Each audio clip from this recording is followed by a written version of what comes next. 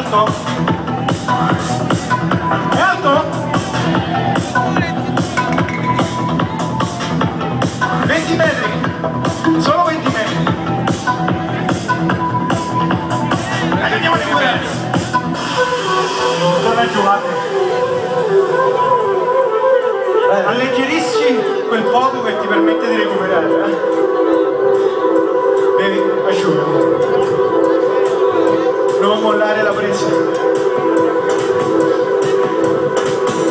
Scendiamo di qualche battito, di qualche pedalata.